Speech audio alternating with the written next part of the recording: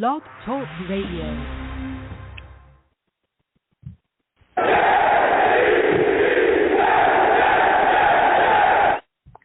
What's going on, folks? It's your boy Long Beach Joe, and I am back at it.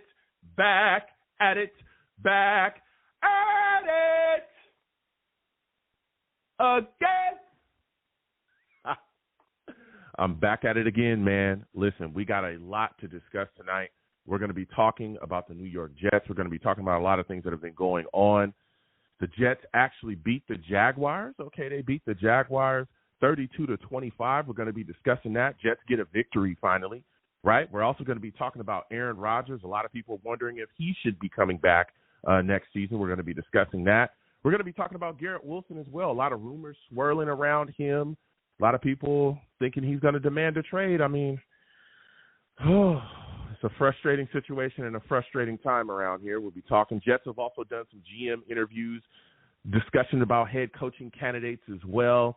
And we got a game coming up against the Rams as well. So we're going to be talking about all of that stuff. Listen, I can go on all day. Let's start the show. Listen, I am the man of the people. I'm here for the people. Let me shamelessly promote my Facebook page. Everyone go on Facebook, search The Long Beach Joe Show. Like that page. My content's up there. Go ahead and give it a listen. Message me. I'll message you right back. I love going back and forth with you folks about this football team. Also, leave me some feedback. I love hearing about what you folks think I do here on The Long Beach Joe Show. Okay? I truly do. All right? I'm also on iTunes as well. Going over to iTunes, type in Long Beach Joe, okay? Long Beach Joe, The Long Beach Joe Show, all right? Go ahead and subscribe to the podcast on there. Leave me a 5-star rating. Give me some feedback, okay? I always want to thank everybody that does that. It's truly appreciated. And, again, I want to thank everybody that listens to me from overseas. I got people that listen to me from all over the place, which is crazy, okay? I always say that. It's wild to me. People from London, people from Ireland, people from all over the UK, people from Australia, and they hit me up too. And they want to talk that talk, and I'm all about it. So please, continue to watch me or listen to me wherever you're watching and listen to me from.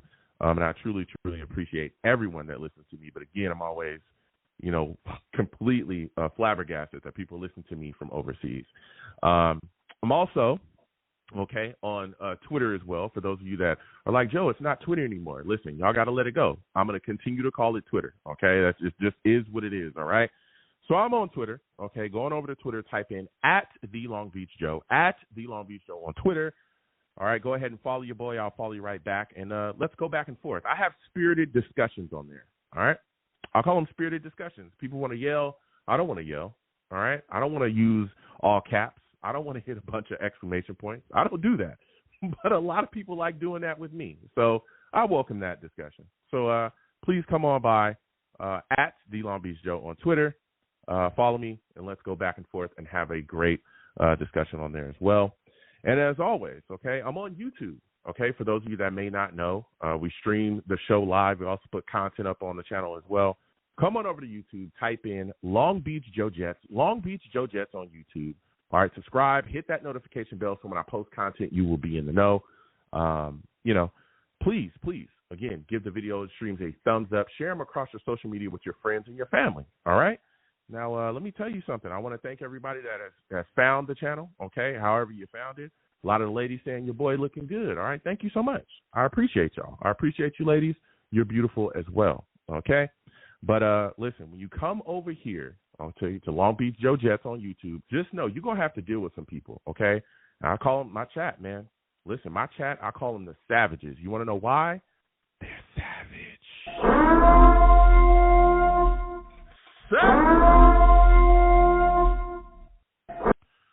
Listen, they don't care. They don't care who you are, where you're from. They don't care about none of that, all right? If they don't like your takes, if they don't like what you bring into the table, they're going to let you know, okay? No one's safe. Not even me, all right? Not even me. Salute to all the savages in the chat, going back and forth. We're going to keep things rolling and moving on because we got a lot to cover here. Salutes again to everybody that's watching me, no matter where you're watching me from, all right? Now, before we start talking about the Jets and get into this, everyone knows that I am huge on giving back to the community and helping where I can. As we all know, Christmas is coming up. And we have a special man coming on, Mr. Mark Lee. He's coming on to talk to us about the Mark V. Lee Foundation and everything that they do. over there to, help kids have a great Christmas. Mark, welcome to the Long Beach Joe Show. How are you doing tonight, my friend? Long Beach Joe, how we doing, buddy? Always a pleasure. I'm good, man.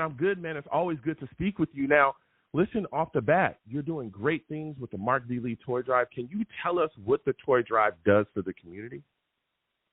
Yeah, absolutely. As you know, there's a lot of hardship going around these days, and we're trying to give back the best we can here in Jersey City with the fire department.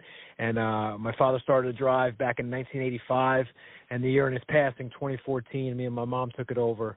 He took care of around 2,500 kids in the neighborhood, and we're wrapping up this year's drive, and we're right around 7,000 kids this year. Wow, that is huge. That is huge. Yeah, unbelievable. 7,000. Wow. Listen, salute and respect to everything that you are doing there. That's 7,000 children that are going to have a wonderful, wonderful Christmas, that you're going to be able to put a smile on their face. What are some of the challenges that you face, trying to get, toys and find things for these children for Christmas? Well, that's the biggest thing, right? As the need grows, and we try to reach out to different outreach programs and different communities within Jersey City, we need the need for toys and stuff like that. So a lot of corporations, help us out by running a Christmas drive or a giving tree where we'll be able to pick up toys and drop them off at specific locations. You've helped us out in the past, and thank you very much for the gift cards and different things. So Absolutely. We always say, if anybody wants to give back a little bit, we're always in the Jersey City area. You can always come by and drop off a toy at one of the firehouses in Jersey City there, or visit our website so you can see all the stuff that we do. We're very transparent over at Captain Mark Lee funddrive.org. Mm-hmm.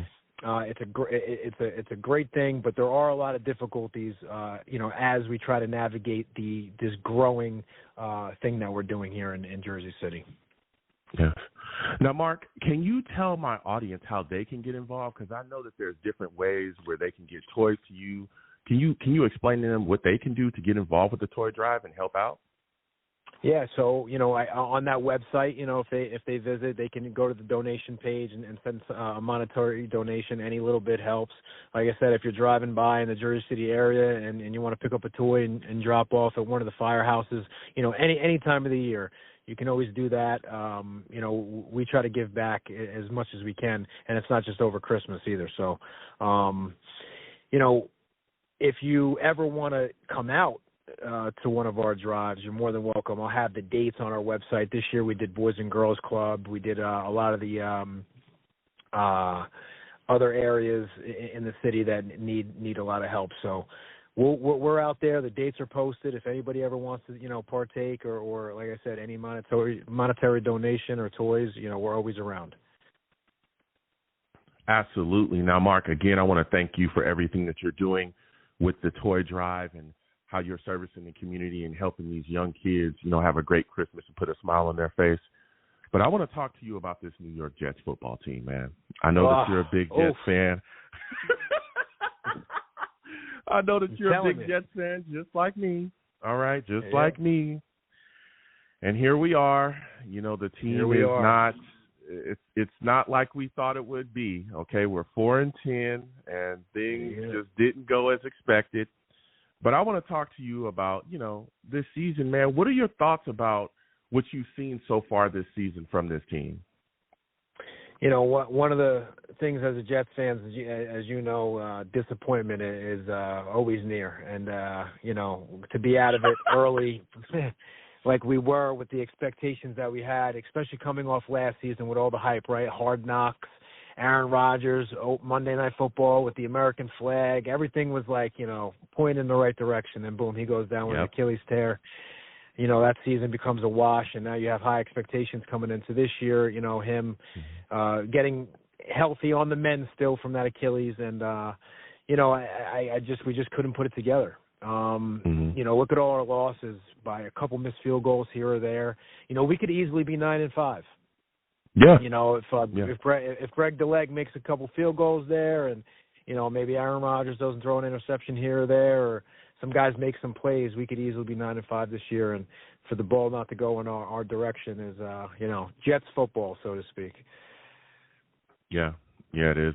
It's rough. And what makes it even crazier is, you look at Aaron Rodgers, and we were hoping that, he would be able to come in and really save us. And he's played, well for, quite a bit of the season, but there's been a lot of ups and downs for the Jets offensively. Thoughts on Aaron Rodgers possibly returning next season? Because there's a lot of Jets fans, and I've spoken to them, that don't want him back next season. What are your thoughts on that? Yeah, I don't think you get rid of even though at 41 years old, you don't get rid of a guy like Aaron Rodgers, just like that. If you really think about it, he our offensive coordinator, they changed offensive coordinators, the firing of Robert Saleh. There was a lot of changes internally that had a big factor on it. He didn't start off at the gate hot. I think his mobility was limited with his Achilles injury, and some people were saying hamstring stuff, which was hurting. But I'll tell you what, these last few games, he was moving around a lot better back there. He looks like he's starting to get healthy again. People forget that he wasn't too far removed from an Achilles injury, and especially at that age, it takes some time to really get back on your feet. The guy's thrown for over 3,200 yards this year, which is top 10 in the league. 23 touchdowns, top 10 in the league. Completion rate, top 10 in the league. Only 8 interceptions. People give Aaron Rodgers a lot of because of the things that he does outside the game. I think people give him a hard time. Plus, New York media is not easy to deal with, as we've seen all through the years with Sam Darnold, with Zach Wilson. It's very hard to thrive in the New York limelight. So, he needs to play a little bit better early on, but I feel like he's playing well now, enough to bring him back, bring these guys back, put some more key pieces around them. I think we still draft a young QB that he can help mentor and develop. And then our defense needs to be that top 5 defense again. Let's not put all the blame on Aaron Rodgers here. We had an opportunity to win that Miami game a few weeks ago, and right before halftime, 30-something, 50-something seconds left, they drive down, they get a field goal. Same thing at the end of the game to tie it up to send it into overtime. You can't just put all this blame on Aaron Rodgers. So I would love to see him back in that green and white next year, and hopefully we can get the pieces around it and really have that season that I thought we were going to have this year. Yeah, I think that would be a great way to go as well, especially when you talked about being able to draft a young, QB behind him and have him sit and really learn the game instead of thrusting him immediately into a starting role like we see the New York Jets do with countless other QBs, and kind of, put them into the fire before they're really ready. Especially when you look at this class. In this class, you talk to a lot of analysts, and they're saying, there's a lot of guys that need some work, that are, kind of projects. They need some time to really sit back and get the game, get their feet underneath them, as far as, what's going to be happening at the NFL level. And even the injuries that you spoke about with Aaron Rodgers as well, that hamstring injury. A lot of people don't remember. I remember that Vikings game. I don't think he's been healthy since that game, especially. That knee injury that he got, oh, my goodness. I know he was playing through that. You saw him crawling on the sidelines. He was dealing with a lot of things, and especially Tyron Smith being terrible this year as well. He was getting blasted early, and you touched on the Jets' defense as well. Listen, what happened? Because they were getting ran all over at one point. We couldn't stop anyone. It was insane. No, we couldn't. This year was insane, Mark. Watching this Jets defense get carved up by the ground game. I remember the Bills game when we played them. They handed off to their running back. It's like 5 yards before he even sees the Jets defender. We're getting blown off the ball. It was insane to watch that. So, there's a lot of things I think the New York Jets are going to be, looking at in the offseason. But keeping Aaron Rodgers, I think, would be a solid option for the New York Jets, especially, again, when you look at if you let him walk, you're going into the abyss because there's nothing after him that is, any remnants of a franchise quarterback, So no, I think that would be right. Yeah, I think that would be a good move as well. Right. Yeah, I think like you said. Go ahead. He like you said, he's a franchise quarterback, and even at his age, he could still play the game. These last few games, like I said, he still, as long as he has a drive to play and he wants to play. And I know, with the coaching and the GM coming in, and that'll probably play a factor in his decision. But we, like you said, projects, and we didn't give guys like Sam Darnold, who look at what he's doing over in Minnesota, or Geno Smith, look what he's doing over in Seattle.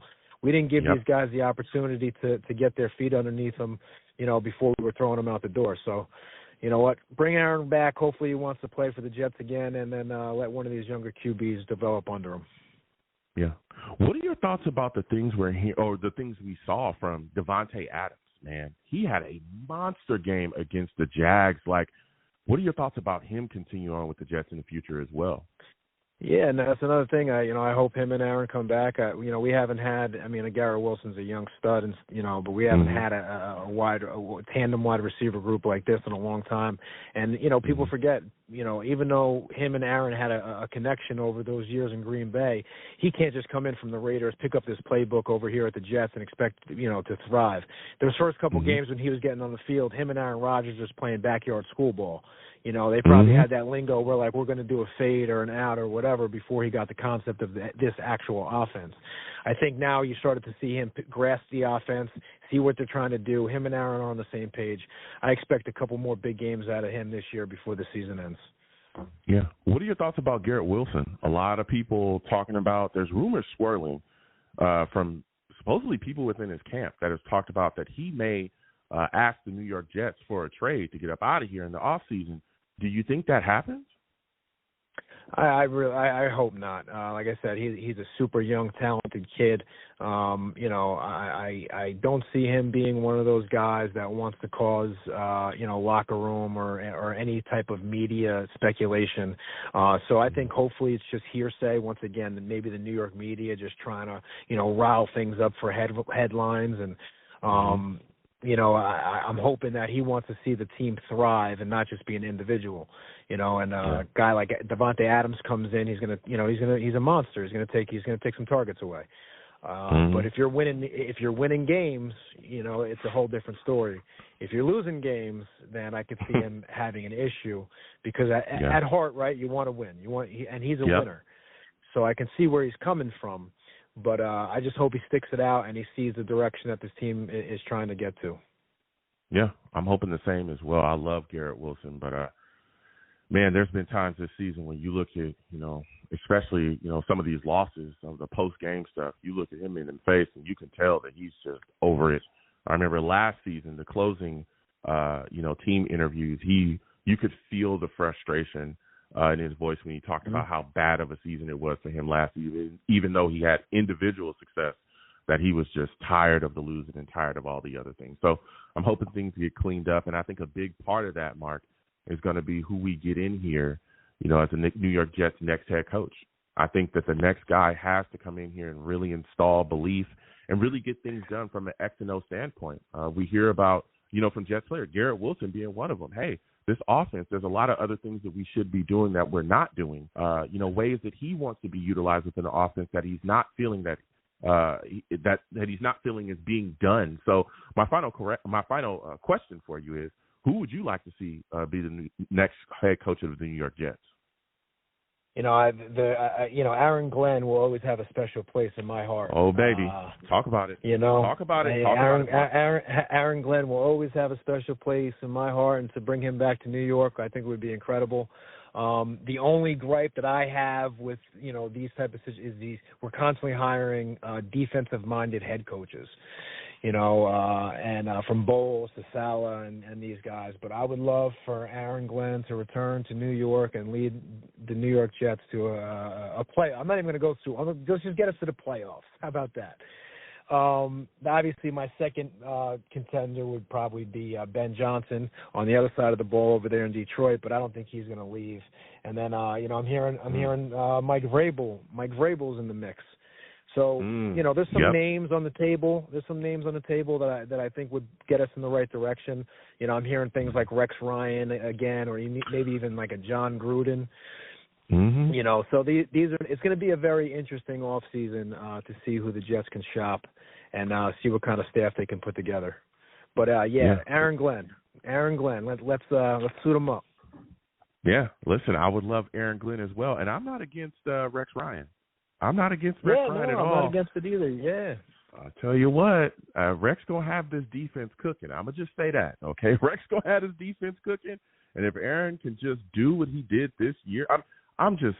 If you would have told me before the season started, Mark, that we would have Aaron Rodgers performing where he was top 10 in yards and top 10 in the NFL and all these things, I would have said, oh, it's Super Bowl time. I have no clue how the New York Jets are 4-10. I don't get it.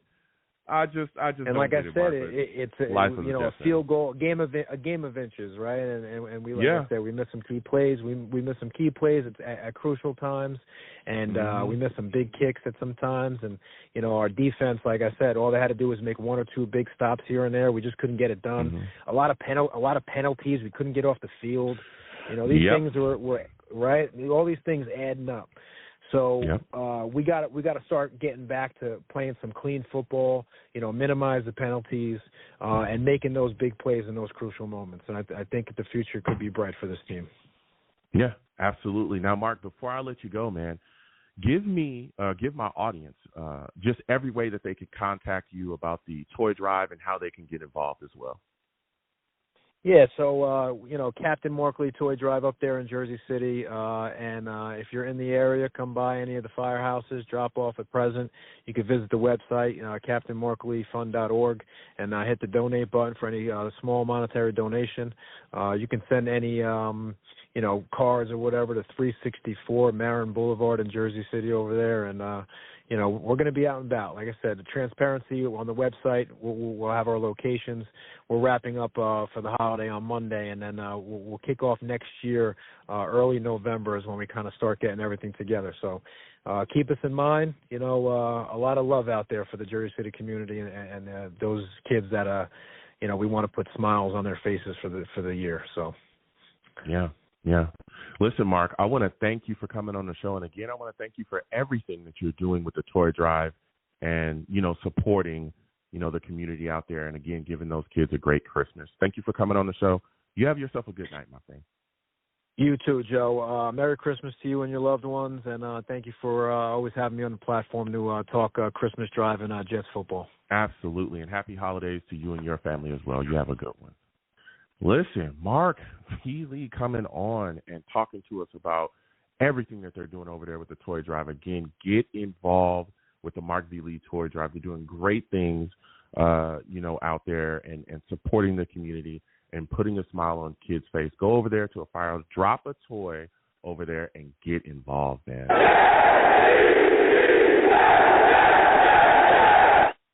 Absolutely love it. Love it, love it, love it.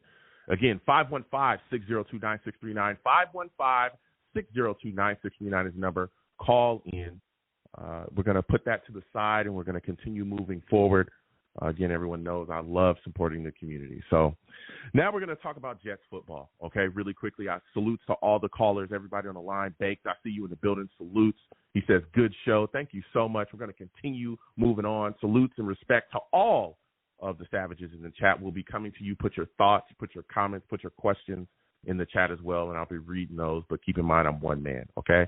We're going to get to everything. Brick City, new callers as well. I see you. I will be coming to you. Brick will be coming to you next, okay?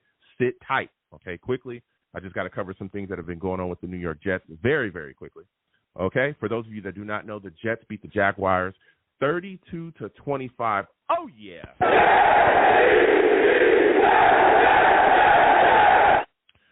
Jets snapped the losing streak, baby. It was bad. It was bad. We were finding ways to lose games, all right? That Dolphins game almost just I lost it, dude. I lost it, all right? But the Jets get a win, okay? Things were looking shaky in that first half, okay? 7-13. Jacksonville was up at the half. Garrett Wilson had scored the Jets' only touchdowns. Garrett Wilson had 3 catches for 56 yards in the game, had a touchdown as well. Brian Thomas was cooking us in this game. I've talked to people about Brian Thomas of the Jags. He had 10 catches, 105 yards on the day, and 2 TDs. For the half, the Jags actually hit a field goal as well to put them up again 7-13. But then the second half came.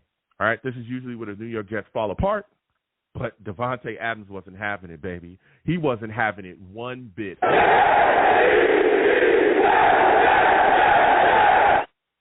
Woo, here we go. Devontae went off in the second half, dominated the second half, dominated the Jaguars and dominated the second half of the New York Jets. He had a touchdown that actually got overturned. Then they went right back to him on 2nd and goal. for the touchdown, so he got it in.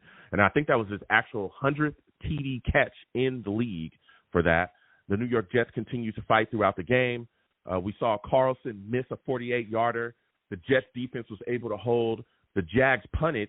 On that drive, Jets get the ball back. Aaron Rodgers drops back. 71-yard bomb touchdown for Davante Adams. That made the game 25-22. Jets are up.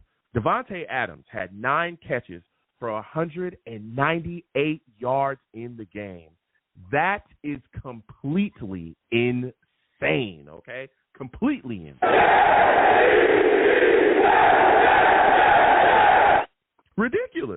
Ridiculous. And he made so many plays in the game. Now, keep in mind, okay, at this point, all right, it's 22-25. Jags get the ball back. They're able to drive down. They kick a field goal. It's tied up 25-25, okay? Now, I talked about this before, and we'll get to the calls in just a second. The New York Jets coaching staff, Aldridge, all these guys, they've consistently shown you that in the clutch they have issues with situational football, okay? We've seen this. We saw this against the Dolphins. We've seen this for quite a while, all right? Now, the game is tied, okay?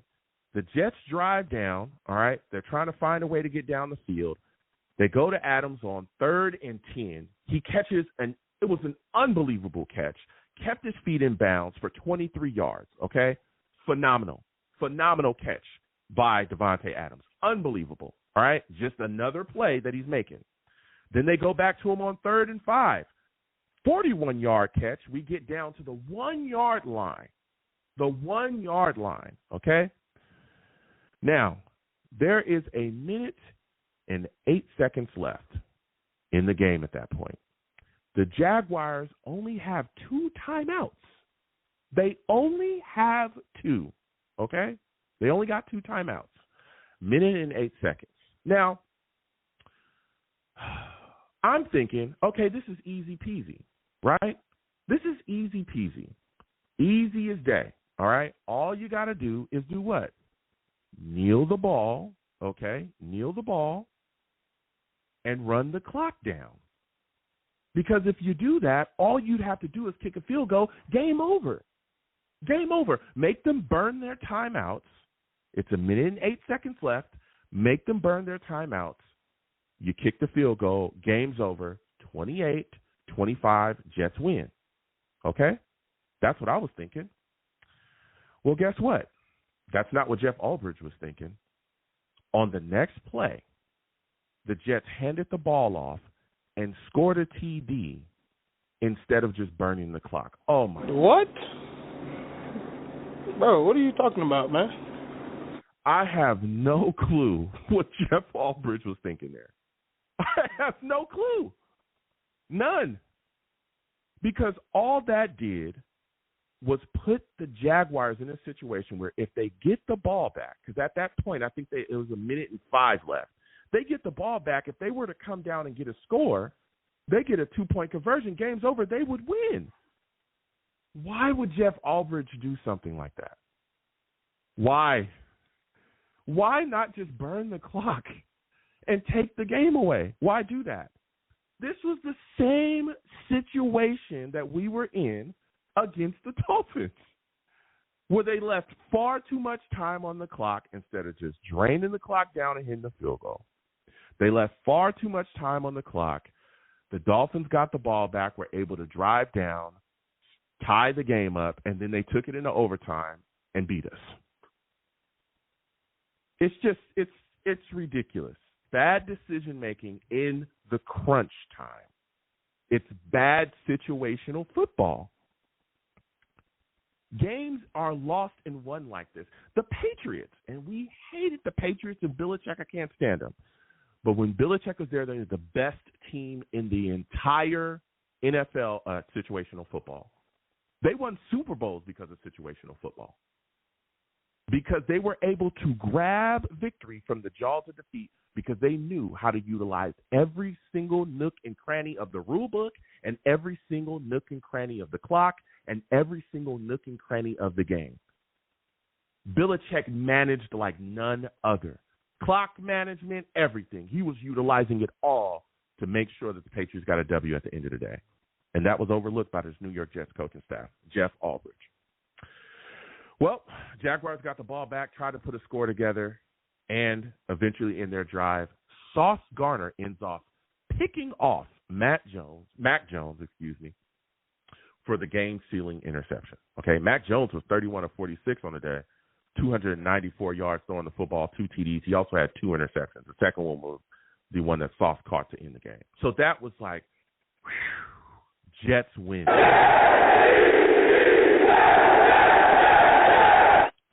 So the Jets are coming off of a beautiful W. We're going to be talking about that. Also, there's a lot of people talking about Aaron Rodgers, whether he should return next season. I'll tell you this. If Aaron Rodgers, okay, for those of you that do not know, if Aaron Rodgers throws for 753 yards over the final 3 games of this season, okay, that's like, I think it's like 250 a game or something like that. He would break, okay, Joe Namath's record that has stood with the New York Jets since 1967, okay, for most passing yards in a single season with the New York Jets. That's a franchise record. 4,007 yards, he would break that. Oh, my goodness. It's crazy. Rodgers has also come out and talked about, the possibilities of the future. He said if he decides to keep playing and the Jets want him back, he would be open to mentoring a rookie quarterback. And he would also consider taking a pay cut. Whoa. Okay. There's also rumors swirling about Garrett Wilson as well and his future here. He actually had a filmed blow up on the sidelines where he was, not getting into it with a coach, but explaining some frustrations that he had with some things that had gone on the field. And he kind of came out and talked about it when the media asked him about what exactly he was frustrated with. He said, we've struggled in the red zone this season. I feel like sometimes we overcomplicate the game of football that we play. Me and Adams pride ourselves on a lot of different things as far as playing receiver. And we were brought here for a reason. If we're struggling in the red zone, I feel like the fade route is a safe route to go to as far as that. I saw the camera, he saw the camera caught, his frustrations, him venting his frustrations to the Jets offensive staff, Jets offensive coach. And he said he was sorry, that they caught him, being so frustrated to whoever may be offended. But, he says he plays the game a bit differently. So there's a lot of talk. And again, the Jets got a W here. There's a lot of talk surrounding him, possibly requesting a trade this offseason because of all the struggles here with the New York Jets. The media also spoke to him about the situation as well and asked him about if he would like to stay long term. Here were his thoughts. If the Jets approach you about a contract extension, would you like to stay here long term? I don't know, man. I just do whatever, go about my day, however, figure my feet at, And if they do, I would be a blessing. That'd be awesome. I love the Jets. At the end of the day, they were the ones that believed in me. So, yeah, But yeah, I can't be worrying about all that. Just going to finish these 3 games the right way. But I don't know, man. I can't be looking into all that right now, Oh, baby. All right. We'll see. He just said, hey, I'm just worried about, finishing out the season, seeing what's going on. Again, he talked about his love for the Jets, but we'll see what happens going forward. I am hoping that Garrett Wilson doesn't do that. I don't know if he's a guy that is going to do that, but again, we've seen the frustrations here with the losing and all the other things as well. So we'll see what happens going forward with him. The Jets have also done some general manager interviews as well. They just recently interviewed Jim Nagy. That's the Reese Senior Bowl executive director. They've also interviewed as well the former Falcons general manager, Thomas Dimitroff, and also the former Titans general manager, John Robinson, which a lot of people, once John Robinson got into the building, they said, uh-oh, could this open the door for other, former Titans to be in the building? There's rumors swirling that Mike Vrabel is a top candidate for the New York Jets head coaching job within this franchise. We'll see. There's other guys out there as well. We talk about Aaron Glenn. We talk about Rex Ryan as well. Let me tell you something. Everybody in the world knows that Rex Ryan wants to be the New York Jets head coach again.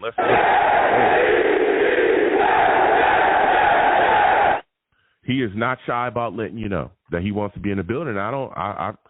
I wouldn't push that name out the door as well. A lot of people talking about Ben Johnson, Cliff Kingsbury, Todd Monken, Vance Joseph as well, and Joe Brady too. There's some Jets fans that want Joe Brady in the building as well. I think all of these candidates are, this is a solid list of names. But we'll see what the New York Jets do, how the coaching, search ends up. Again, we got to make sure we get a general manager in the building. And there's some guys out there that I think are definitely, going to be looking to see what's going on around here. We'll see. Again, I think the Johnsons could be a deterrent. The fact that Woody Johnson, Chris Johnson, they've ran a lot of people up out of here. And so we'll see what happens with the New York Jets and how they, put their staff together. We also got the New York Jets upcoming game against the Rams as well, so we'll be talking about that too. But we're going to get to these lines again. 515-602-9639. 515-602-9639 is the number. Call in. We're taking all callers. Again, when you call in, please be patient. We're getting to everybody, okay? We're getting to everybody. Trust, all right? Also, no cursing on my show, all right? Please give the stream a thumbs up. Subscribe if you haven't already. Hit that notification bell so when I post content, you will be in the know, all right? Also, share the stream across your social media with your friends and your family. If you want to give to the platform, Super Chat is at the top. Cash App is at the bottom of the screen. Anything you give to the platform is greatly appreciated, okay? And again, if I haven't said it already, happy holidays to everyone out there, all right, listening to me, no matter where you're listening to me from. I truly appreciate y'all. All the savages in the chat, again, please put your thoughts, comments, okay, questions in the chat as well. Salutes to Baked. He says, definitely keep Rodgers. Rex Ryan, he's talking about Rex as well. He says, Rex Ryan, he wants him. He says, we need a cocky, tough coach. Listen, Rex would bring a level of belief in self to this team, a level of cockiness, a level of and again, Rex is also a guy that players will run through a wall for him. And he's not just a guy that's lovable. He can coach. He can really coach. 2 AFC championships back-to-back. The last time the Jets were in the playoffs, he was the head coach. We haven't seen any success since him, okay? But again, there's other candidates. Aaron Glenn, I think, is a wonderful candidate to come back here. I like Cliff Kingsbury as well, all right? But again, a lot of the things, future holds. Ben Johnson would be wonderful. I like Ben Johnson too, but I don't know if that's realistic, all right? But we will see, all right? So again, please call in 515-602-9639. Don't curse on my show. That's my only rule, okay? Don't call in here cursing. You call in here cursing, I'll get you out of here fast. I'm talking fast. Faster than we got Adam Gase out of here. That was fast. That's the last thing I want is another Adam Gase to come into this New York Jets franchise. I was so glad that he is gone. Oh, my goodness. Let's find the right guy to get into this building. 515-602-9639. Again, 515-602-9639 is the number. Call in. First caller I'm going to is my guy, Brick City. Brick City, hold on. I believe we got Val on the line, new callers as well. Sit tight. We're getting to everyone, okay? But we got to get to Brick City. Salutes, Brick City. Listen, for those of you that do not know, this man, Brick City, let me tell you something, man. This man is a savage. Savage! Brick City, salutes. Good to speak with you tonight, my friend. Listen, Jets get a big win, a much-needed win over the Jaguars, 32-25. Devontae Adams completely dominated this football game in the second half. Give me your thoughts about this win, man, and how are you feeling? I mean, I don't know what broke my heart this year worse than my wife cheating on me or the New York Jets 4-10. But great win. Sorry about that. Great. I'm sorry about that. No, man. don't feel sorry for me. Feel sorry for her. That's her loss. That's her loss. Okay. That's her loss. I'm good. I got a big mountain off my shoulders. Just keep it player. Keep it player. That's what I'm talking about. Yeah, I just want to be a good father to my son, like I've been doing. And try to keep the courts out my business. Other than that, I'm feeling great. Great win. Devontae Adams went off. He went crazy. I was loving it. I got a chance to go to the Rams game actually this Sunday. So prayers for me. Prayers. Definitely want to take pictures and everything. I definitely want to be there because I think that's going to be a shootout, man. I think that's definitely going to be a shootout Sunday. I got some good feelings. I want Aaron Rodgers back. I know a lot of people don't want that scenario, but let's be realistic, right? Who is out there? There's nobody out there. Then everybody say, well, let him mentor a young quarterback. I mean, Jordan Travis, and he's still on the roster. I mean, yes, we have the kid in bubble wrap, and I know he had the injury, and I know when he's able to play football again, it'll be close to 20 months since the injury around the time. But I think he'll be 24 when something like next that. year. Yeah, he's still young though. I mean, I don't understand why people, is like, oh, would you gotta be 20? No, he's still young. I mean, the guy sat behind Aaron Rodgers. If Aaron Rodgers is our quarterback, let him, and if we can retain Tyrod Taylor, which I hope we can, let them battle it for QB2, and let's see what the kid got before we shun him into the darkness. I mean, that'll be a waste of a pick. By Joe Douglas, into the shadow realm you go. Far as coach, Aaron Glenn, one of my favorite Jets growing up. He was one of my top 3 favorite Jets growing up outside of Sean Ellis. I mean, defensively, Sean Ellis, Aaron Glenn, Jonathan Vilma. I love those guys. But then, unfortunately, the Texans snatched them up in that draft, in that draft. And, it'll be a great full come circle story. Everybody keep complaining, I'm tired of defensive coaches. At the end of the day, look at Mike Tomlin. He was a special team guy, I think. Look at Harbaugh in Baltimore. He was a special team guy. So I don't want to hear about, we need an offensive coach. No, we just need a leader of men. Can we have a leader of men that can not only rally the troops when we need the troops to be rallied? Can he be competent? Can he call timeouts when timeouts are needed? Can he tell Aaron Rodgers, hey, run the ball to Brees or Agent Zero or Davis or whoever is our running back at the time, run the clock out, kneel the ball, game over. But unfortunately, let's be honest here, we are the Jets, and good luck doesn't come our way. So I believe in that scenario, we don't trust the kicker.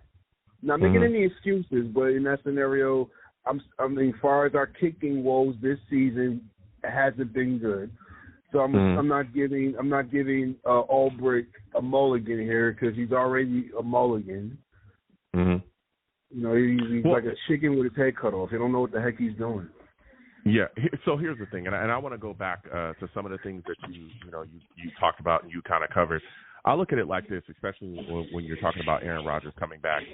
I'm not against it, and I'm not against it because I think that, especially when you look at the New York Jets, it allows you to draft a young QB in this upcoming season. All right, I know a lot of people talking about Jordan Travis and a lot of the things that he could do here with the New York Jets. To this point, we haven't really seen anything out of him. Again, he's still dealing with some things. So at the end of the day, it's like, hey, if you can bring in a young quarterback in this next upcoming draft, depending on where we're at, and you can sit him behind, and maybe it is going to be Jordan Travis, who knows? But you can sit him behind, Aaron Rodgers for another season. You bring back Devontae Adams. You try to figure out a guy that's going to be able to come in here and figure out this defense and get them back to the elite status that we all thought that we were getting coming into this season. I think that you give yourself a great opportunity going forward as well, setting the table and not thrusting a young guy into a position when he's not really ready yet to be in that position. We see that constantly. We talk about Sam Darnold, the way he was thrown into the fire. We talk about Zach Wilson. A lot of people, even Mike LaFleur, on his way out was talking about how, hey, maybe we should have sat Zach Wilson for a year. Like that was something that he talked about before he was gone off the staff. And so I would like to see that as well, especially when we're hearing Aaron Rodgers say, hey, I'm willing to take a pay cut. And not only that, but I'm also willing to mentor a young quarterback here. And I think that would also be big on retaining some guys, too, guys like Garrett Wilson. And that's where I want to go next with you, man, because, man, oh, man, Garrett Wilson, you look at his situation, there's a lot of people saying that he may demand a trade this upcoming offseason. We're seeing the struggle and the frustration with him. What are your thoughts about that, man? Do you think that he will request a trade this offseason due to the Jets losing? Only way I see Garrett Wilson requesting a trade if Aaron Rodgers is not there. if Aaron Rodgers is not there. But I don't think that Garrett Wilson as a personality. Of course he's frustrated. We're all frustrated. I mean, shoot, at least he's frustrated making millions of dollars. Me and you, we're I don't know your financial situation, but we're right, and buying the merchandise and talking about it on radio and podcasts and all, and pouring our hearts out to this. I don't want to hear it. You get paid to play the game, another 1,000-yard season. Keep this man at all costs. I love Garrett Wilson. If I had to choose between Garrett Wilson and Sauce Gardner, I'm choosing Garrett, a double number 5 all day. He's a dog. He's a warrior. He doesn't quit on the field. Yeah, of course, all wide receivers are divas, just like most quarterbacks. So, of course, he wants to win, and if we do have to trade him, some team's going to have to pay the price for that. That's 2 first-round picks. I don't want to see him go. That's very hard. That's hard production to get. Oh, baby. It's hard to replace the Garrett Wilson right now. Okay. That's 2 first-round picks. I don't know if somebody give you 2 first, but I think you'll get some capital back for him. But he doesn't get hurt.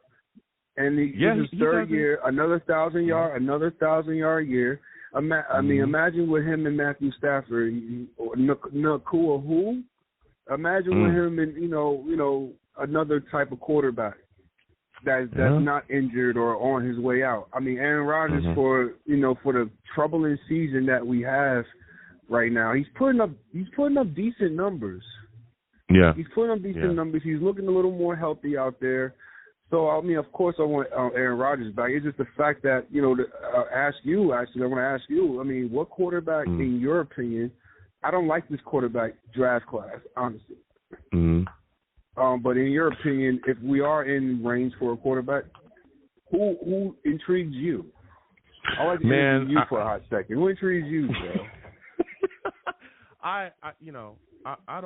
I don't know if we'll be in range for one, to be completely honest with you. I'm just saying, if we are in range, who intrigues you? I like, everyone knows I like Shador. I really do. But I don't know when he comes off the board, to be completely honest. He's gone. He's gone. I don't know. I know that there's a lot of love for Cameron Ward as well. I'm not against Cameron Ward either. I think Cameron Ward would be a solid move here. That's the kid from the U, yeah. That's the kid from Miami. Small, though? That's the one that's a little small. No, I think he's like 6 foot. He's like 6'1" or something like that. 6'1", 6'2", 6'3". Yeah, don't consider him small as quarterback. Yeah, I don't necessarily. I don't consider that small at all. But I think that I like Shador, but I don't know where he's going to be up. So that's why I'm saying it's going to be really tough for the New York Jets, as far as selecting that quarterback. Because then I think all the rest of the QBs coming off the board are going to have a lot of project-y kind of things to them. And so whoever we do take, if we do take a quarterback in the first, it's going to be imperative to sit them behind Aaron Rodgers, because you're not going to have those guys starting off the bat. Of course. If I do, if Ward is available, I'll take him. I like his legs. He got a decent arm. Have him sit for a year, but in the scenario that we don't sit him for a year, Jordan Travis. I don't think that would be good. It wouldn't be good. You said take Travis Hunter. No. I said Jordan Travis. Jordan Travis. I can see. Let's see what Jordan Travis can do, or at least a year of Tyrod Taylor. But as far as coaches, though, I would like to ask you this, and I don't want to hold up the line. I know there's a lot of callers out there, and I want to give out a shout out to Mark from Jersey City. I'm from Newark, New Jersey, so we're not that far from each other. And brother, I work with Enterprise, and link up with me. I think Joe got my social media. Anyway, I think Joe got my social media. Link up with me, brother. If you need any help with the toy drive, I'm dead serious. If you need help with the toy drive, let me know. I'm gonna see what my company can do, even if it's something after the holidays or something, because I like to give back to people in need, especially the children of my father and myself. So I just want to say that real quick. Listen. Before we go to the next question, what I want you to do, Brick City, is after the show, or even after you get off, hit me up on X, because the Instagram is tripping. You don't have X. Okay. I think you got my Facebook though. Okay, yeah, we'll figure it out, or hit the show's Facebook page. Just hit the show's Facebook page, and I'll get you in contact with Mark Veely as well, whether it be through their website or something like that. All right? Yeah, I can give my personal number. That's not even a problem. Okay, awesome. Okay, so your question, just to finish, and again, thank you for your offers and no problem, man. I've been, like I said before, many times that I call, we're Jet fans. We're all family. Mm-hmm. At the end of the day, we're all family. We're all in this together. Yeah. I just wish Woody Johnson understands that. In the coaching scenario, in the coaching scenario, I know you mentioned Aaron Glenn, but let's say Aaron Glenn is out the picture in this scenario. Mike Vrabel. I will go with Mike Vrabel only if Stefanski shakes free, because if Mike Vrabel becomes our head coach and somehow he can bring in Stefanski as the offensive coordinator / assistant head coach, the defense can be fixed. I wish we don't go back to a 3-4. Honestly, I wish we stay with the 4-3. I like what we got on defense. I wish unless he wants to go a hybrid 3-4-4-3 type scheme, whatever the case may be, that's fine. I think the defense, whoever the D coordinator will be, I trust Mike Vrabel in that spot. But with Stefanski, because I like him in Cleveland.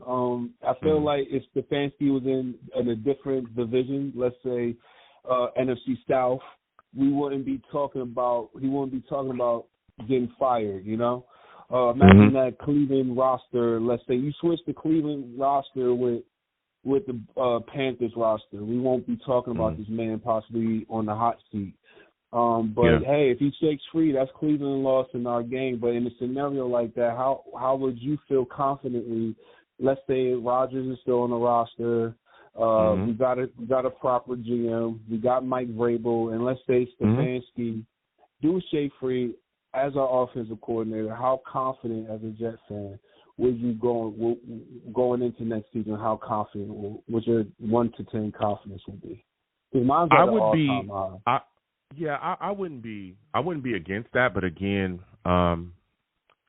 you'd have to see how much Rodgers will want to mesh, or what are they going to do with the offense exactly? Because we know that there's a certain way that Rodgers wants to run the offense. Can him and Stefanski get together, really get rolling? Can they mesh together? Can that work? But I wouldn't be against it. I wouldn't be against it at all. I do think that there needs to be someone else brought in. Hackett should not even be here. He should be gone next season, period. I know that he's just not the guy calling the plays, quote unquote, but I don't want him involved in the offense anymore, period. I don't want him in the room. I'm just tired of it. Yeah, he needs to be out the door. That needs to be over. So if we're gonna go forward, whoever's going to be able to bring some type of innovation to the New York Jets offense, and whoever's going to be able to bring some motion, bring some different things. Because look, I like what we're doing here. I think, and again, everybody's saying Aaron Rodgers is putting up decent numbers. Aaron Rodgers is top 10 in passing yards right now. He's about, if he gets over 753, he's going to smash this single season passing record that has been here with the New York Jets for Joe Namath since like the 60s.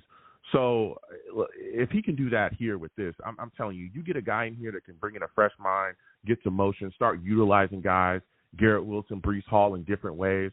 It's going to be huge here for the New York Jets. So if Stefanski is the guy, and if he shakes loose, we'll see, because there's a lot of talk about I think he is the guy. I mean, look what he did with look what he's doing with Jameis Winston. Look what he did with Baker Mayfield. Look, I mean, Deshaun Watson was a disaster, but that was on Deshaun Watson. I mean, heck, Joe Flacco got off the couch, wasn't even playing football, and this dude almost took the Browns to the playoffs last year. Yeah. So Stefanski, he's the type of offensive there's a lot guy of talk about. Yeah, there's a lot of talk. Listen, Todd Monken, there's a lot of talk about him as well coming in and possibly being a head coach. I wouldn't be against that. That guy I don't really know him being able to work with guys. I'm telling you, I don't know too much about Monken. I'm going to tell you this. Todd Monken made Ryan Fitzpatrick functional in a system. Like, had him looking good. He was throwing bombs out there with the Bucs. It was crazy. And that Todd Monken was doing the work. So there's a lot of things that Todd Monken has done as well. There's a couple guys, man. Cleve Cliff Kingsbury, I think, would be good here too. There's a lot of different Cliff guys. Kingsbury would have been like my number third choice. Yeah, and I'm not against bringing a defensive guy in the building either. I like Rex Ryan, like other guys as well. So before I let you go, the Brick thing City. is with Big Rex, I love Sexy Rexy. Rex Ryan, if you're hearing this, Brick City Jet fan loves you, adores you. Heck, my PlayStation handle is still JRex973. So Rex, I love you, but I think the game has passed you by, my brother. Oh, I think man. the way the NFL is right now. Yeah, I think because the rules, how the rules is and everything, I think it's not meant for an overly aggressive style of a Rex Ryan defense. Now, as far as leader of men, Rex is it. Rex's problem was just building a roster. That was his problem. His problem was not coaching. His problem was is that really building a problem? A roster. Is that a problem of his? Because he wasn't the guy controlling the roster building. It was to a certain, the general manager we had. Can you blame him for like John Izek? And you can't blame him for that. To a certain degree. I'm just being the devil's advocate here. Yeah, I'm just saying to answer your question. I think he's the head coach, right?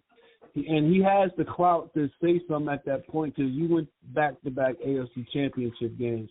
So at that point, you have the clout to speak of. Now, if Woody, threatened his job or did some sleazy billionaire Vince McMahon type of ethics, then I can't blame Rex Ryan in that. I'm trying not to curse. I'm trying to be family friendly. I understand. Thank you. But yeah, Woody got to go. Woody either got to go or he got to just stay the heck out the way and keep your kids out the locker room. Why minors in the locker room? Brick City, that ain't happening. We all want them to sell the team. We all want to get rid of the Johnsons. It's not happening. Okay, I mean, if Woody Johnson is so public conscious and conscious about what the fans do. I mean, I think there was a little flyover the Giants game last week. So imagine that.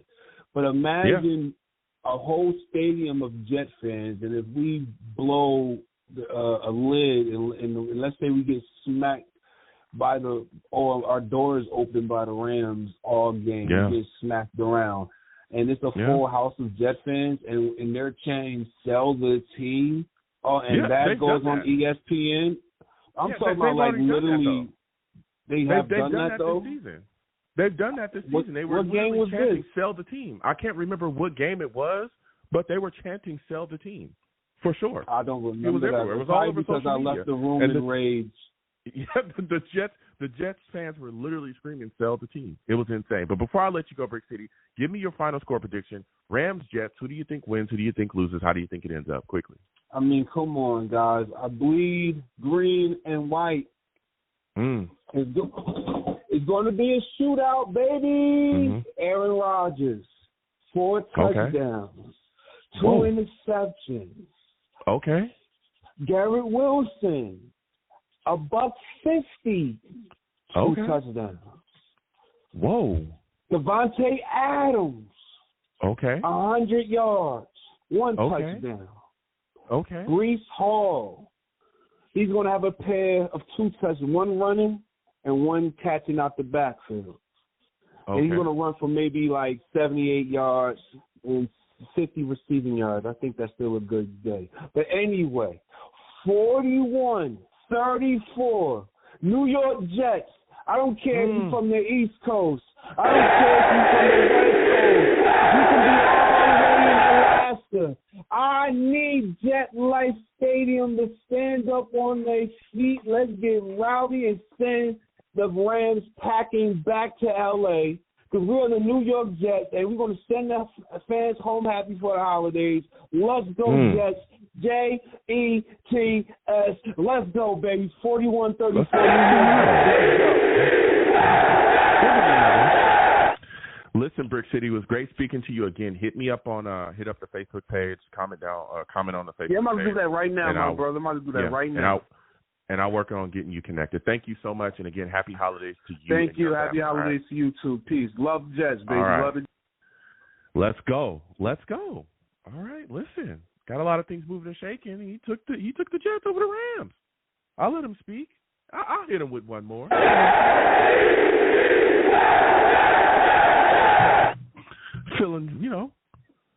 Feeling a little razzle dazzle. You know what I'm saying? I'm feeling charged up. I don't know, man. There's a lot of things going on here. We'll get back to these lines again. 515-602-9639. 515-602-9639 is the number. Call in. Next! I think we're going to Val here. Let me make sure that this is Val. Val, is this you? Is this Val? Is this Val on the line right now here? Is this Skype caller? Is this Val?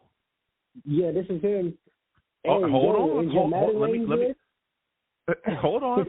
Let me show you some respect. For those of you that do not know, Val, he's a savage.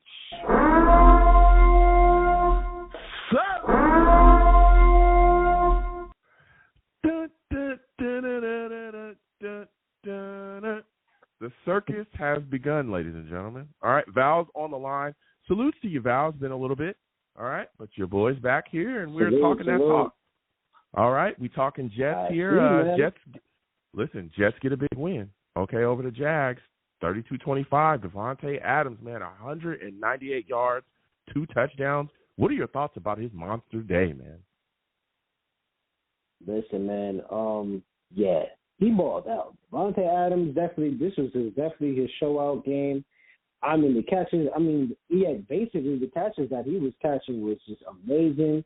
Garrett Wilson did his thing. Aaron Rodgers, he's looking a little bit more healthier. I still want to see him in cold weather as well, too. But, him being in warmer weather and, him looking more comfortable, I definitely see a lot more improvement and stuff. And the offensive line, I don't think a lot of people are talking about that. It definitely got better as soon as Tyrod Smith was off the left side. Yep. So that's something that, and penalties is actually a little bit better too. I can't even lie too. So offensively, but So I think the run game needs to be a little bit better. But other than that, like Davante Adams had his outstanding game. And I just think the play calling, I'm not going to say it's bad, but it's actually a little bit better than what it was in the first half of the season. I'll give him that. Todd Dolan started doing the same a little bit. Yeah. Yeah. Let me tell you something. And speaking on Aaron Rodgers and his movement, he actually led the Jets in rushing. I think he had 45 yards. He was moving outside the pocket, picking up first downs. He was looking good. And I've talked about this the entire season. He was playing injured, man. It is clear as day. You can tell the difference that he's able to. Yeah, you can see he's getting away from sacks, getting away from pressure. Moving around, getting outside the pocket, extending the drive, extending the plays. And still being accurate down the field. And you don't see him being so timid and so afraid to, take the big shot to where he's like, oh my goodness, he tenses up. You're not seeing that. You didn't see that against the Jaguars. So I'm out there doing a lot of things. I think he's getting healthy, especially after that Vikings game. I thought that knee was done. It might have been, a good idea to sit him down a couple games, and maybe have him heal up a little bit. But I don't think he was willing to sit down. Yeah, I don't think he was willing to do that either, and I don't think that would have helped the Jets as far as out on the field. He's not willing to sit down. Yeah. He wants to be out there. He wants to play. And I see the type of exactly. Yeah, I've seen some of the way how he is personality-wise. I could tell, like he's not going to listen to that. He's going to go out there if he could walk for sure. So he's not the type of person to sit down. Plus, him being in Green Bay, he just got when they drafted a quarterback in the back, like as a backup, he had a little bit of problem with that. So if Tyrod Taylor would have came in and actually did well, it would have been tough, with the whole media saying that, that he's basically keeping him back. So he couldn't have that narrative out there. So, that's how I feel, in my opinion. And again, he gives us the best chance to win. We know that. No, Tyrod's no slouch. I want to make sure I say that. He's no slouch. But, that's true. When Aaron Rodgers is on, he is on. And he's, he was definitely on against the Jags and put together a great game. Now, I want to ask you about this, Val. We talked about Davante Adams. We talked about Aaron Rodgers. What are your thoughts about this coaching staff? They continue to make bonehead decisions when the game is in, the clutch.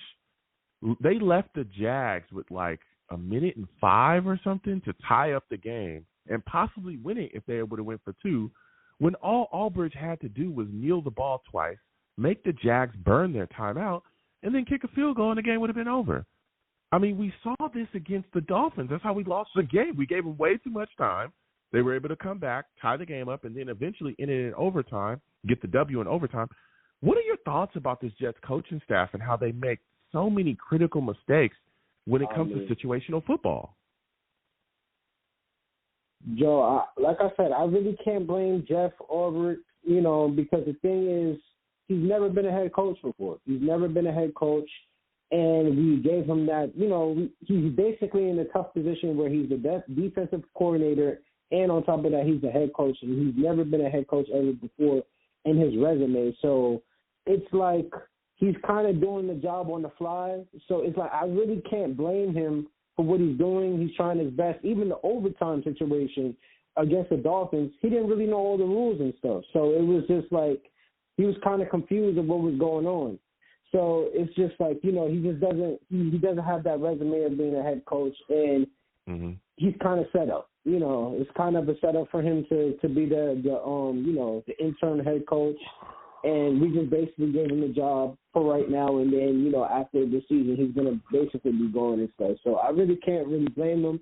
But we already know his coaching staff is going to be going anyway, so it's just really nothing more to say, I mean, the coaching staff has been a disaster ever since, the whole Robert Saleh takeover, the Joe Douglas, putting this team together as the coaching staff.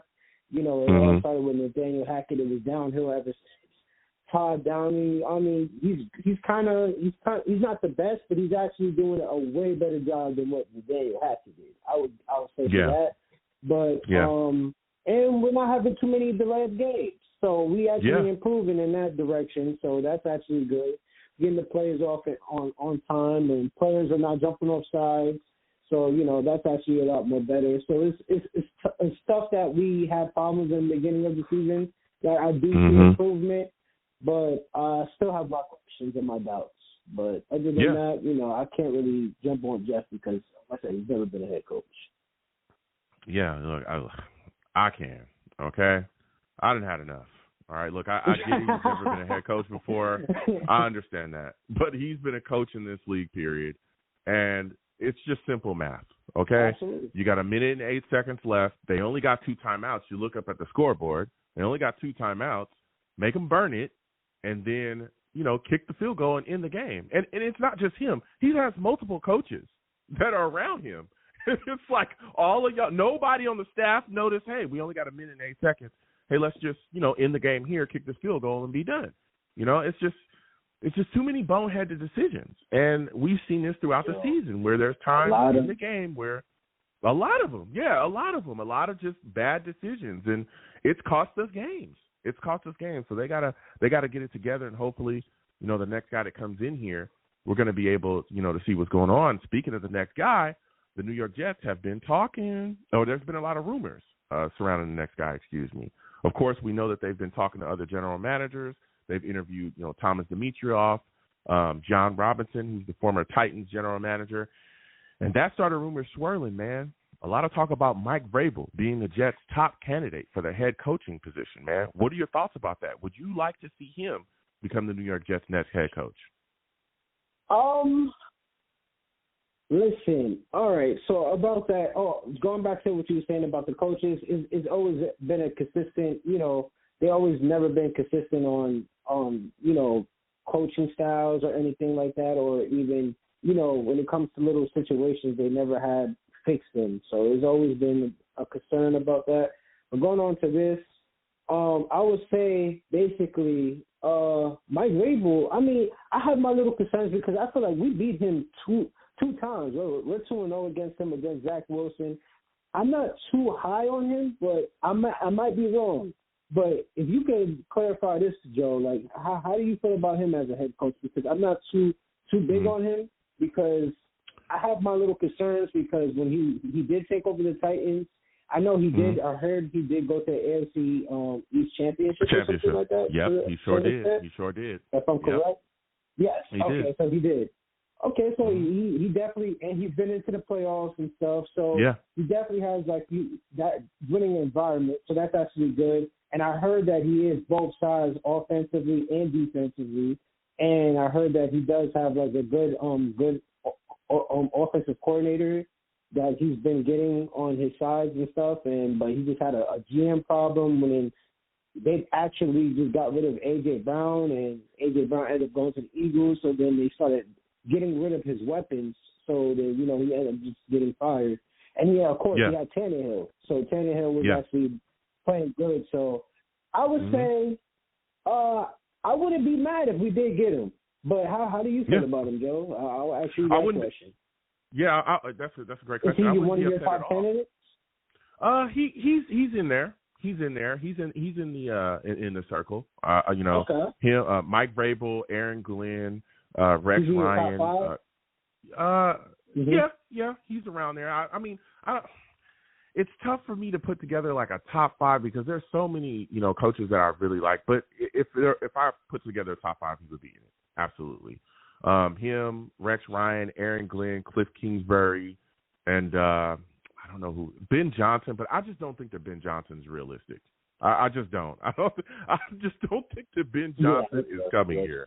I just don't. I'm sorry, but if I had to take a five, of course Ben Johnson would be in there. And again, I'm not numbering them, but yeah, Ben Johnson would be in there. I just don't think that Ben Johnson is realistic. So yeah, Mike Vrabel coming here would be great.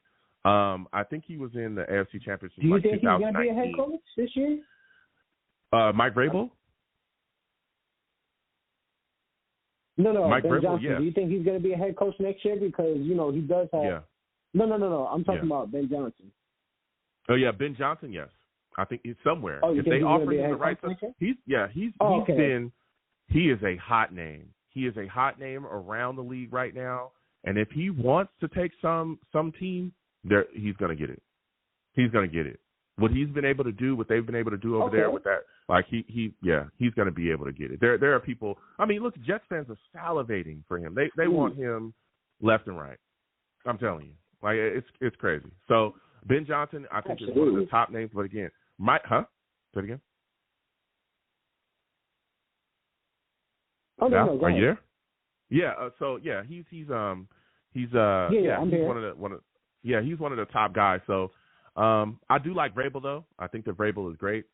He was able to do a lot of great things over there.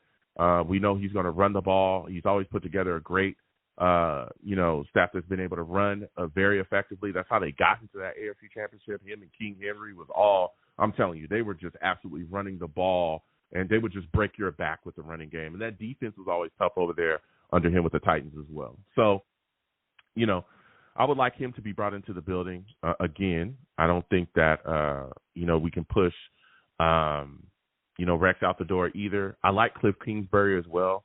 I'd like for him to to possibly get a shot here with the New York Jets too. But I think that Vrabel is definitely a guy that is a top candidate for sure. For sure, he's going to be able to do his thing.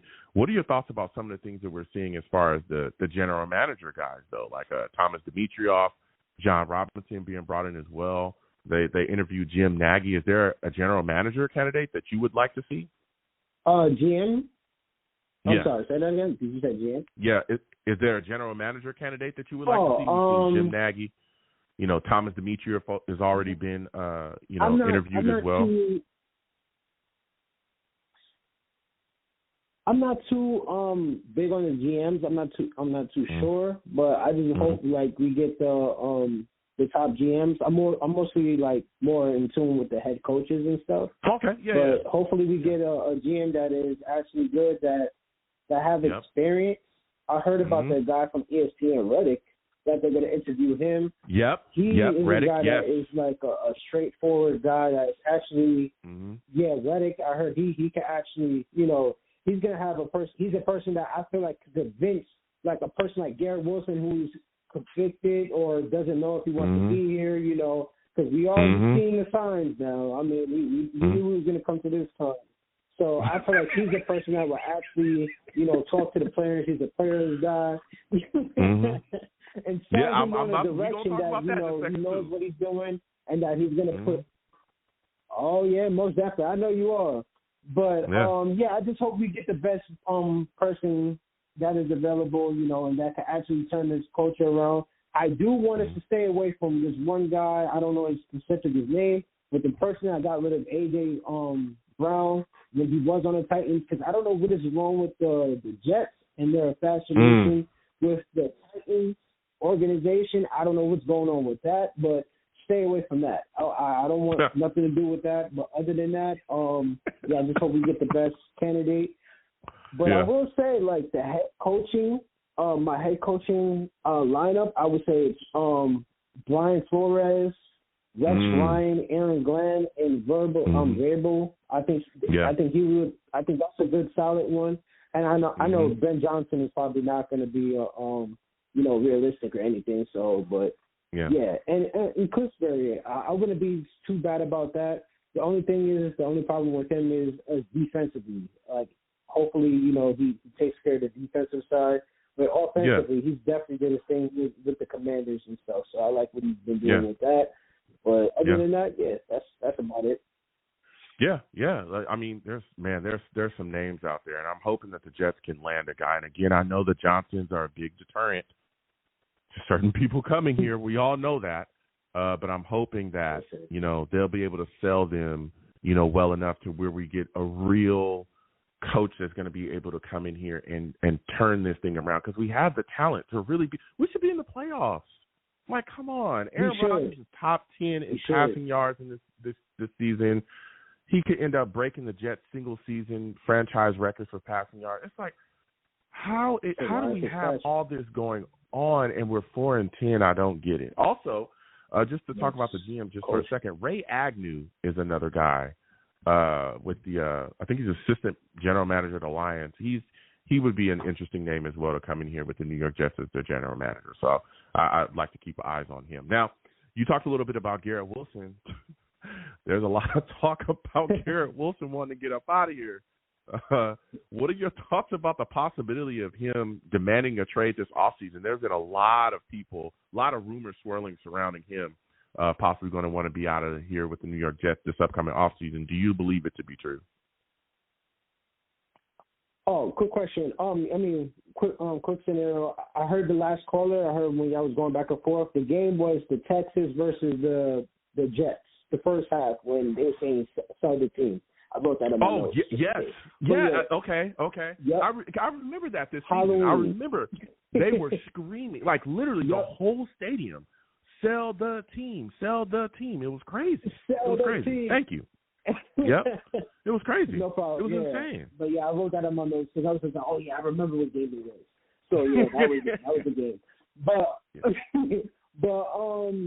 man, I just hope, like I said, he's always shown that he's that player that you like. I don't know if he's going to sign that extension to stay here. We just hope that this Aaron Rodgers situation helps out. So, you know, he is happy to stay here. Because, listen, he's the type of player that is not going to waste his career and just not only winning 5 games, and being out of the playoffs and always watching the playoffs from home and watching the Super Bowl and not participating or even being an all-pro. I mean, he's been offensive. You know, he has some accomplishments from being the offensive player as a rookie, and also, you know, what was the other thing? Oh, yeah, just 1,000 yards each season with below-average quarterbacks, except for Aaron Rodgers. So, other than that, you know, he's definitely been a player that has always been a stud. And I feel like even when fans was kind of like turning on him in the first half, you know, the Steelers game, and we was like, oh, he's done. We don't want him no more. And then he just shows you on Halloween. It's just like, oh, yeah, we got to extend him. He's that guy.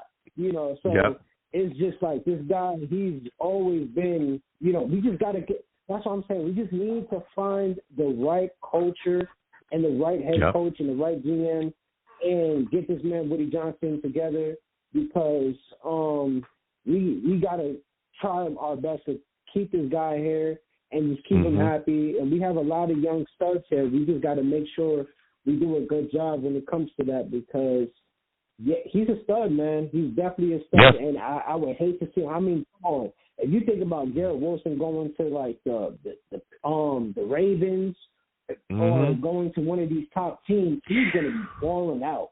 Man, best believe it. Garrett Wilson with the Ravens would be ridiculous. That would be ridiculous. Absolutely. Because listen, if I learn from my lesson of this past season, look what the Giants did when not extending or paying Saquon Barkley. They have to live and breathe on this man Saquon Barkley, who's balling out on the Eagles. So can you imagine if this man Garrett Wilson went to the Dolphins or went to the Bills and he had to face them all the time? We don't want that. We do not want that. So let's get this culture together. Let's get the right head coach. Let's get the right GM and get this shit together because I'm shit. Show. Yes. Let's get this together and let's head forward because I'm not trying to turn around. We're trying to get through this dark cloud. We went through the Adam Gates dark cloud, and now we're going through the Robert Saleh and Joe Douglas dark cloud. So let's see some sunshine in the MetLife. Yeah. Listen, Val, this has been a phenomenal call. Before I let you go, man, Rams, Jets, who do you think wins? Who do you think loses? How do you think it ends up, man? Unfortunately, we have been going against some bad defensive players. I mean, some bad defensive teams in Florida, the Dolphins and the Jaguars.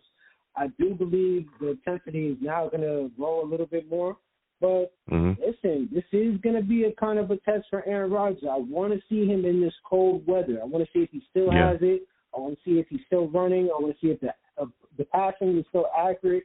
So this is going to actually be a good test. I know the season is done, but this is going to be a good test to see if we really could move forward with him because, like I said, we're trying to make a run. But to answer your question real quick, because I know you got callers, I do believe that the Rams are going to win this game, probably 31 to probably 21. And the Rams are going to take this game because I feel like they have a good defense. Jeez, wow. 31 to 21. They got a good defense, and they got I mean, they went back to back with the Bills. They went up to 42 to 41, and they beat the Bills. So this is a team that could score. They're not a pushover team. So he was battling with Mac Jones. So come on. Listen, Val, I gotta slide off. Next time I have a show, I want to hear from you, man. Great call. Absolutely, Joe. And everything you say at the end is definitely defamation of character. And shout out to Sauce Gardner getting his first interception. Yes, sir.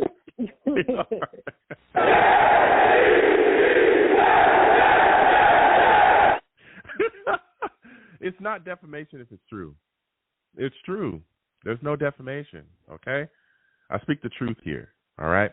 515-602-9639 is number. 515-602-9639 is number. Call in, no cursing. Again, that was ship with a P, okay, on the end, ship, all right? Family show here, all right? We got to, sometimes people hear things, but it's ship with a P, okay? All right? So we're going to keep moving, getting to these lines. Again, 515-602-9639 is number. Call in. Salutes to GVH, Savage in the chat.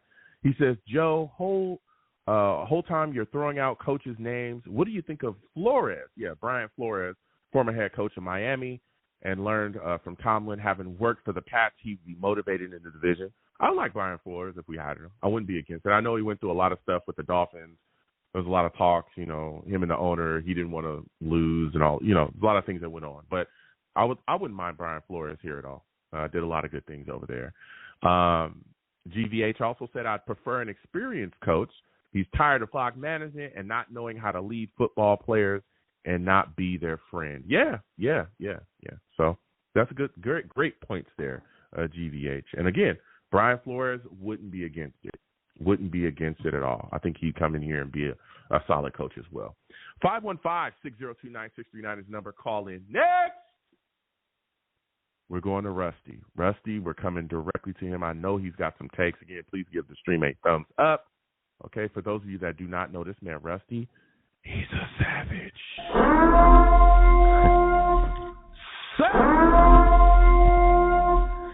It's Rusty, for sure. salute. Good music.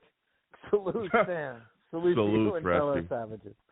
Yes, listen, we got to talk, all right? It's been a little bit. Jets beat the Jaguars 32-25. A lot of things moving and shaking. Aaron Rodgers looked really good in that game to me. He was moving around, making a lot of plays. What are your thoughts about what you saw from him and his ability to get outside the pocket and make plays? I mean, he was definitely injured in the beginning. You can tell that. But, he still misses things. He's, I don't know. He's set in his ways and stuff, and he tries to, mimic what he's done in the past. But, I can't say anything. I wish I could run around like he did. I'm nearly 40, but he should use his brain more and his arms more. But it's good that he's moving around, though. There was definitely something up, but he's one tough cookie, that's for sure. Running around, or whether he had like a pulled hammy or something, you could definitely tell there was something weird, calf or something like that. But he's got to look around the field more. I mean, what Garrett was doing, jumping jacks and backflips a couple times, and blatantly down the middle, he doesn't see them, and he tries to hone in too much. But yeah, the one thing I can't stand about him is with the play clock. Like, dude, just snap it at 5. Like, they already know you can he does. For real. He does run it all the way down. He does that consistently. He does. Yeah, everybody talks about. Yeah, he does. He runs it all the way down to 1 all the time. It's crazy to me, But if he could just manage it like how Peyton was in his last year in Denver, to where he had he had to do what he had to do. You know what I mean? Yeah. Like, he wasn't like the year before where he had something insane, like 49 touchdowns or something crazy, and then got blown out by the Seahawks. Then he came back and it was the complete opposite. I think he had something like 25 touchdowns at most, but it was just consistent and just picking teams apart. And then all of a sudden it's like, oh, he's open, down, deep. I'll go there. I'll do a play action. Missing play action. Good God, if we just did some play actions, maybe it would open it up for people.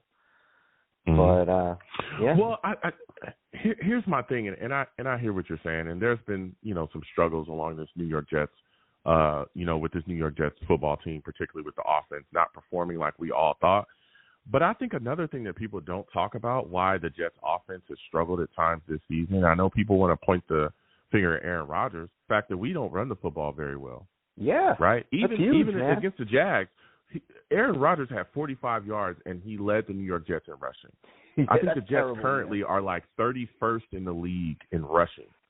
They're 31st in the league. We can't lean on the run. Yeah, and it is disgusting. You know what's crazy, Rusty? We talked about this coming into the season. I remember asking people, what do you think the New York Jets will be able to lean on offensively this upcoming season? And what did we say, Rusty? The running game. Everybody that called in, I think you even said it as well. I said it. Everybody. I was happy about the running game, when everything goes wrong, when we just need to settle, we're going to be able to run the football. We can't run the football effectively this year. We struggle running the ball. And I think again, when you struggle to run the ball, it makes you one-dimensional. You're going to have to start throwing the ball, and then guess what? Now you're asking Rodgers, instead of being a game manager, he has to be Aaron Rodgers that he was when he was 24. Yep. And I don't know if you're going to get that consistently from a 41-year-old Aaron Rodgers. Especially again when you have you also have an offensive line that now is solid with Olu out there starting. At left tackle, he's been looking really good this year. I'm glad I could find Tyron Smith was horrific. Tyron Smith was horrific. So I think that's a point that a lot of Jets fans, a lot of people don't talk about, is the New York Jets struggle to run the ball this year, which is insane when you really think about that. Give me your thoughts on that, Rusty. No, man, you're spot on, and you're right. Like we should be playing bully ball with the backfield that we have. Like, what's wrong with having like a wing set where you just have Braylon out there with Brees, and then you just have what's his name, Ashton? Is that the other kid? The kid that we got from South Dakota, Isaiah Davis. Jack Rabbits. Isaiah Davis. No. Like, you know, why not have that? And then why not have, you know, get Ruckert out of there? And dude, like, and I'm Ohio State, the Ohio State, and you're hearing it from me, like, dude, I don't know what's going on with these Buckeyes like that, you know, like, at least I could say when we did draft him, I was like, yo, let's get Otten. I never liked Ruckert. I never did. And then it's just like, oh, come on, man, you're doing bad for the shoe. You're making us look bad. Like, oh, just get off the field. Put your boa in there. And everybody, you know, like, what the heck? What's wrong with your boa? Yeah. I don't know.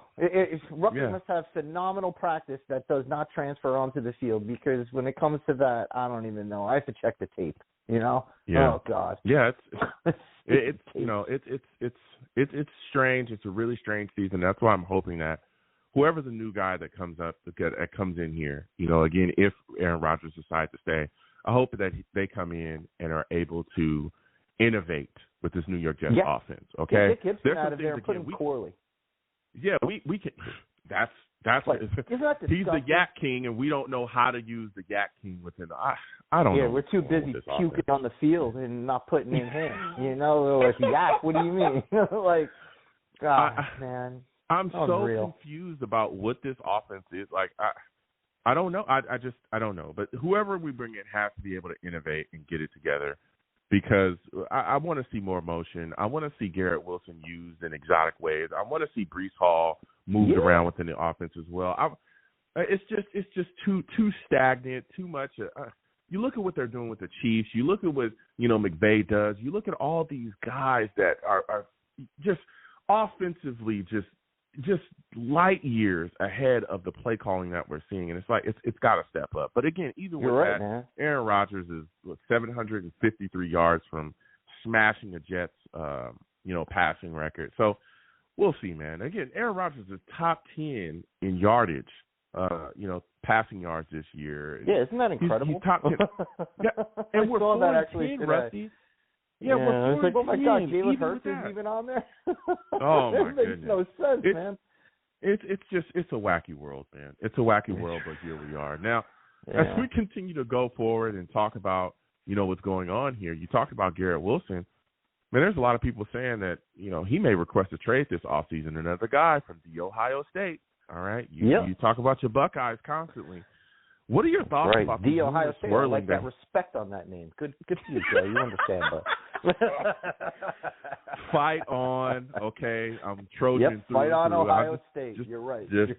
Fight on USC. Okay, Trojans, go Trojans. All right, let's not, Rusty. Let's not. You know what I'm saying? Let's not. I'm trying to be nice. All right. Listen, so. We got Garrett Wilson, you know, that could possibly request a trade. There's been rumors swirling about that. Do you think that will actually happen? Man, from that interview, it looked like his bags were already packed. Not even lying.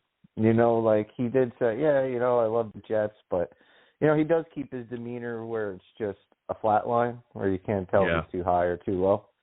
But it sort of looks like his bags are packed. And then, on top of it, then all of a sudden Devontae is getting all these huge yards at the end to where he's like, yo, man, I need my value to go up. And hopefully there's no turmoil within the locker room, but who knows?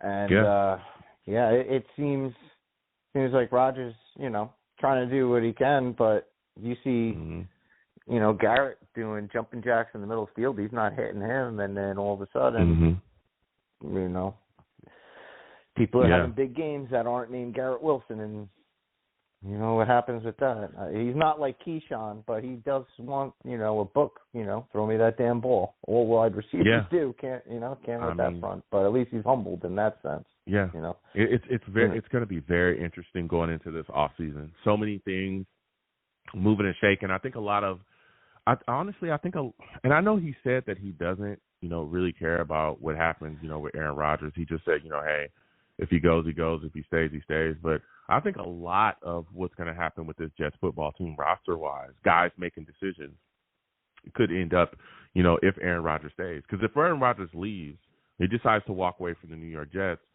then there's nobody behind him. There's nobody that is going to be able to step up. There's no franchise quarterback. We're going to be drafting somebody that's more than likely going to be thrust into the starting role in a non-QB draft. And we talked about that earlier. In a non-QB draft, a lot of people talk about it. I said off the bat, listen, I'd love to have Shedeur, but I don't think we're going to be there to grab him. I think he's going to be gone. And after that, winning didn't help. We went from 4 to 8 now. Yeah, I mean, so we'll see. Ain't gonna happen because the Jets are gonna win out and win 7 games and go 7-10 per usual. God, man. Well, we'll see, but I think Shedeur is going to be gone. Cameron Ward, I think, is the next guy. I like him, but I don't know, man. It's just I'm hoping that Aaron Rodgers returns next season, even though there's a lot of Jets fans that are screaming for don't do it. But I think that's the best situation for the Jets, especially when he'll be able to work with a young quarterback as well. And he said he's willing to take a pay cut. So and he's he sat out a year too, man. Or what? Yeah. Basically 2 years or a year and a half or something like that. Yeah. But you know, so now he's getting his flow back, muscle memory, football muscle memory. How we are. He's like, what did I get myself into? But, can't blame us when, our owner is sitting there taking freaking Madden advice from a kid named Brick. What are you doing? Like, oh, God. Take your sauce chain off and just go sit in the corner and let a GM do his job. Oh, my God. I hope we get bad, Dorsey. Man. Oh, I hope we get Dorsey. It's bad. GM's so bad. But we're not. That's who I hope. Yeah, it's rough, man. It is rough, and I mean we've when you talk about the general manager situation, you talk about the ownership. Of course, we know the Johnsons are not going anywhere, but we got Dimitroff. We've interviewed him. John Robinson, we interviewed him. I know all those guys. Reddick as well. We're going to be interviewing him coming up. So there's going to be a host of guys that's coming. I'm Ray Agnew. That's the guy I like. He's interested. That's the Lions, right? Yes, that's the assistant general manager from the Lions. Him and Dorsey, I like. I like those two. Him and Dorsey as GM. If he's interested, I'm heavily leaning towards him. But we'll see what happens going forward with that. Especially again, I think another big piece, a big cog in the wheel, is who we bring in as head coach. Mike Vrabel is being talked about right now as being the top candidate guy. People love Aaron Glenn, Ben Johnson, Vance Joseph. A lot of Jets fans have talked about him. Brian Flores has been talked about as well. As of right now, would you be okay, Rusty, if Mike Vrabel does become the New York Jets head coach? Well, my top two are Flores and Vrabel.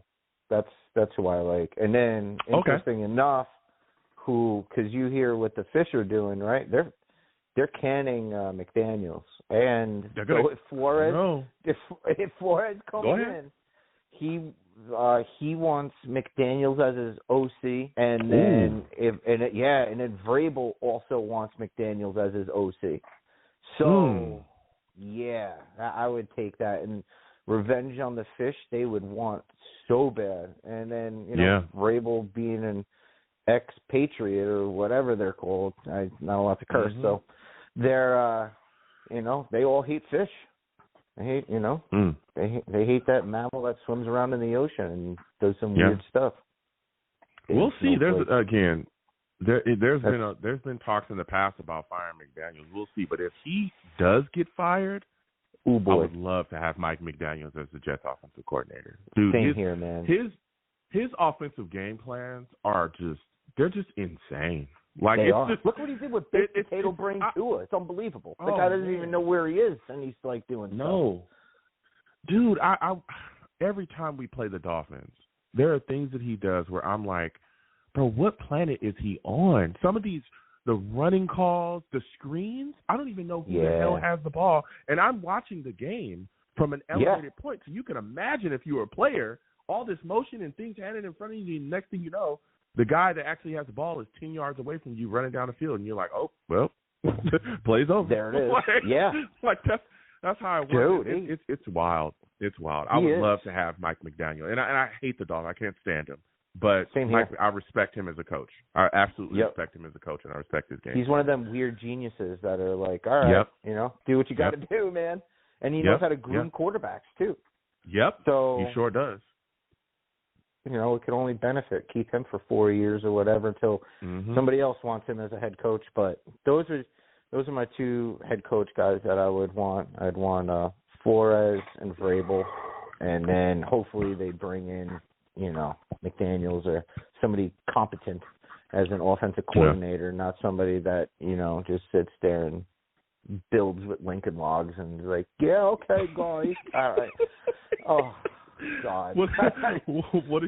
Jets, Rams, what are your thoughts about that upcoming game? Who do you think wins? Who do you think loses? How do you think it ends up, man? Well, just because I was on Team Tank because I value draft, the Jets are going to do what we always do, man. Like when we're supposed to lose, we win. When we have to win, we lose. And when it's pointless, we, win. So we're gonna win against the Rams. It's gonna be weird. Okay. Something weird's gonna happen. But that's the Jet thing to do. I'm not happy about it because then it hurts my draft stock. I don't know. We finally broke 26 points last week for the first time all season. Yep. God only knows. Jets probably gonna do something funky. Probably I don't even know what 38 to like 27 or something. Us. Something weird.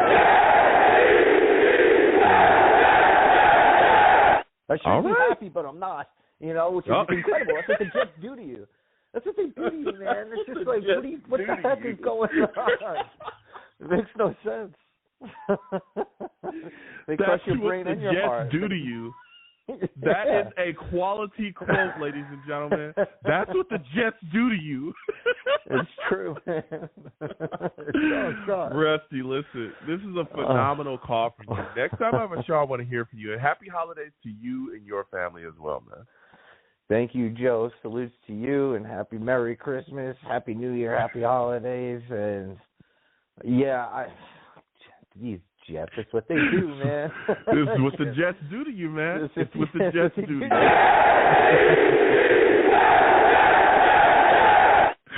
It's what the Jets do to you, man. It's what the Jets do. Salutes to Rusty, man. Salutes. Salutes, Jay Mitch. I see you in the building. Jay Mitch says if he balls out, he's speaking about Aaron Rodgers. If he balls out versus the Rams and Bills, then obviously he's fully healthy now. I want Rodgers. That's what Jay Mitch says as well. Salutes to him. All right.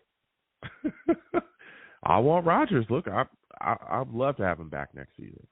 I absolutely would. With the right head coach in here, the Jets are just – I think we could be on a completely different level, especially if the Dolphins do fire Mike McDaniel and he comes here, baby –